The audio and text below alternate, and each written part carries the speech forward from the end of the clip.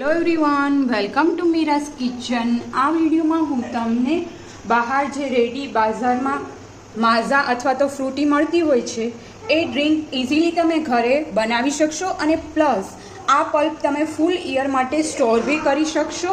તમે આવી રીતના જો તમારા કિડ્સને અથવા તો તમને બહુ જ ગમતું હોય આવી રીતના ડ્રિંક્સ તો તમે ઇઝીલી આવી રીતના સ્ટોર કરી અને યુઝ કરી શકો। તો ચલો જોઈ લઈએ રેસીપી।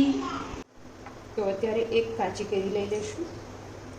સાવ કાચી કેરી હોય એ ટાઈપની જ લેવાની છે અને છાલ ઉતારી લઈશું।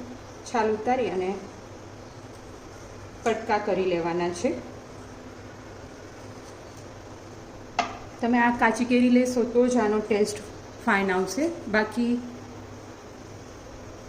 જે ફ્રૂટી અથવા તો માઝાનો ટેસ્ટ હોય એ ટાઈપનો નહીં આવે, એટલે ખાસ ધ્યાન રાખવાનું। એક કાચી કેરી એડ કરીશું અને એક પાકી સેમ ક્વોન્ટિટીમાં એડ કરવાની રહેશે।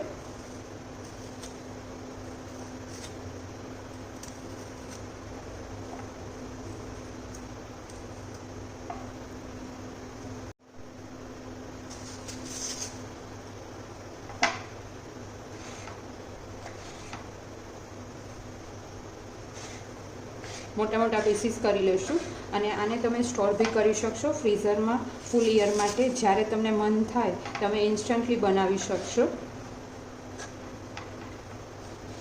તો આવી રીતના જો તમારા કિડ્સને અથવા તો તમને બહુ જ ગમતી હોય માઝા અથવા તો ફ્રૂટી, તો આવી રીતના ઘરે બનાવી અને સ્ટોર કરી શકશો અને ઘરનું જ તમે ડ્રિંક આવી રીતના પી શકશો।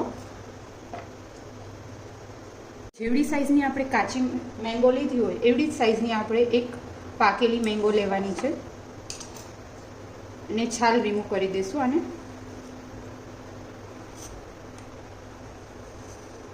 એવી રીતના સેમ ક્વોન્ટિટીમાં બનાવશો તો એકદમ બહાર જેવી જ બનશે। માઝાનો જે ટેસ્ટ આવે છે એ ટાઈપનો જ બનશે અને પ્લસ આને તમે સ્ટોર બી કરી શકશો ફૂલ યર।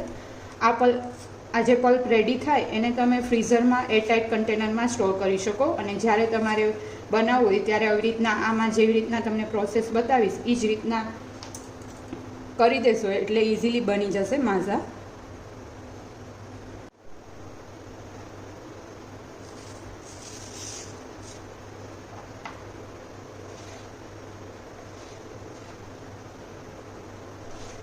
કટ કરી લેશું।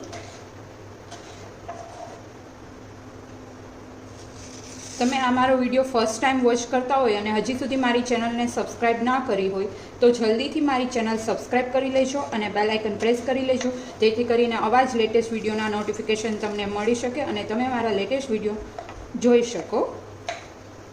અને હા, તમારે કોઈ રેસીપી શીખવી હોય તો એ બી તમે મને કમેન્ટમાં જણાવી શકો। હું શ્યોર એ ટાઈપની રેસીપીના વિડીયોઝ અપલોડ કરીશ। હવે એક બાઉલ લઈ લઈશું જેમાં આપણે ઉકાળવાની છે મેંગોને। રો મેંગો લીધી હતી કટ કરેલી એ એડ કરી દઈશું। અત્યારે આ બાઉલ સેટ મેં કરી લીધું છે। હવે આખું એક મોટું બાઉલ પાકી કેરી લઈ લીધી છે એ એડ કરી દઈશું। હવે આપણે જે બાઉલ લીધું હોય એ જ બાઉલ અત્યારે સુગર લઈ લેવાની છે। અત્યારે મેં મિશ્રી યુઝ કરી છે કેમ કે ઉનાળામાં મિશ્રી બહુ બોડીને ઠંડક આપે છે અને હું આ ઉનાળા માટે બનાવવા જઈ રહી છું, એટલા માટે અત્યારે મેં મિશ્રી લીધી છે, પણ તમે શુગર બી લઈ શકો। હવે અત્યારે આપણે જેટલી મેંગો ટોટલ રો મેંગો અને જે રાઈપ મેંગો લીધી છે બંને જેટલી લીધી હોય એટલા બાઉલ આપણે વોટર એડ કરવાનું છે। અત્યારે ટોટલ મેં 2 કપ જેટલું મેંગો યુઝ કરેલી છે બંને થઈને, એટલે 2 કપ પાણી લઈ લીધું છે।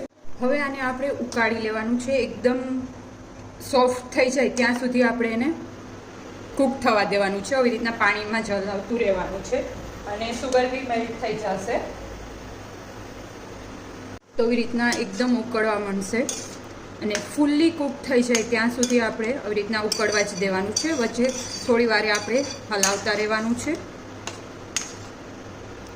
હવે ફૂલ્લી કૂક થઈ ગઈ છે કે નહીં એ ચેક કરવા માટે આવી રીતના કાચી કેરીનો રો મેંગોનો કટકો લેવાનો અને સ્પૂનની હેલ્પથી આવી રીતના સ્લોલી દબાવશો તો એકદમ પ્રોપરલી મેશ થઈ જાય, એટલે આ પ્રોપર કૂક થઈ ગઈ છે। હવે આપણે ગેસ ઓફ કરી દઈશું અને આને રૂમ ટેમ્પરેચર પર આવવા દઈશું। પહેલાં તો રૂમ ટેમ્પરેચર પર આવી ગયું છે। હવે આપણે બ્લેન્ડરના હેલ્પથી આને બ્લેન્ડ કરી લેવાનું છે।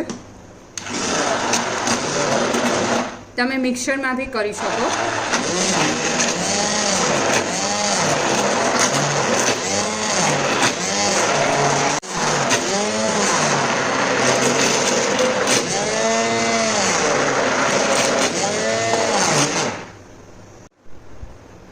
તો લાગે છે ને એકદમ બહાર જેવું જ કોલ્ડ ડ્રિંક્સ બની અને રેડી છે. માઝા અથવા તો ફ્રૂટી આ રીતની તમને મળતી હોય છે બજારમાં, એ જ ટાઈપનું બનશે. આને તમે એરટાઇટ કન્ટેનરમાં ફ્રીઝરમાં સ્ટોર કરી શકશો ફૂલ યર માટે. તો ચલો સર્વ કરી લઈએ માઝા. પહેલાં તો મેં ગ્લાસ લઈ લીધા છે, એમાં આપણે આઈસ ક્યુબ એડ કરી દઈશું. આપણે જે પલ્પ રેડી કર્યું છે એ એડ કરી દઈશું. તમે જેટલું સ્વીટ ખાતા હોય એ રીતના એડ કરવાનું છે આ પલ્પ.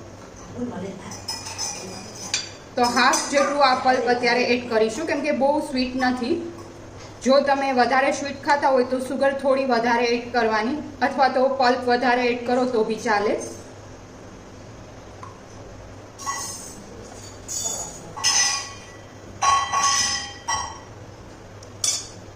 હવે એમાં આપણે એકદમ ચિલ્ડ પાણી એડ કરી દઈશું. એકદમ ઠંડુ હોય પાણી એડ કરવાનું, જેથી બહુ જ ફાઇન એકદમ ઠંડુ બનશે આ ડ્રિંક. હવે આને મિક્સઅપ કરી લઈશું એકદમ પ્રોપરલી એક સ્પૂનની હેલ્પથી. લાગે છે ને જોઈને એકદમ માઝા જેવો જ કલર બી આવ્યો છે. આપણે આમાં આર્ટિફિશિયલ કલર બી એડ કરવાની જરૂર નહીં પડે, એટલું ફાઇન આ ડ્રિંક બનશે. અને સમરમાં તો આવી રીતના જો તમે ઘરે બનાવીને જો ડ્રિંક સર્વ કરો, કોઈ ગેસ્ટ આવ્યું હોય તો ઇમ્પ્રેસ થઈ જશે. એટલું ફાઇન આ ડ્રિંક બનશે. પ્લસ હેલ્ધી બી હોય છે, કેમ કે આપણે ઘરે જ બનાવ્યું છે એટલા માટે. તો રેડી છે હોમમેડ માઝા, જે એકદમ બહાર જેવું જ કોલ્ડ ડ્રિંક્સ બની અને રેડી થશે. જેવી રીતના ફ્રૂટી અને માઝા મળતી હોય છે એ ટાઈપનો જ ફ્લેવર અને કલરમાં બી એકદમ સેમ એના જેવું જ બનશે. તો આપ બી આ રેસીપી ટ્રાય કરજો અને કમેન્ટ કરી અને જણાવજો તમને મારી રેસીપી કેવી લાગી. Thank you for watching my video.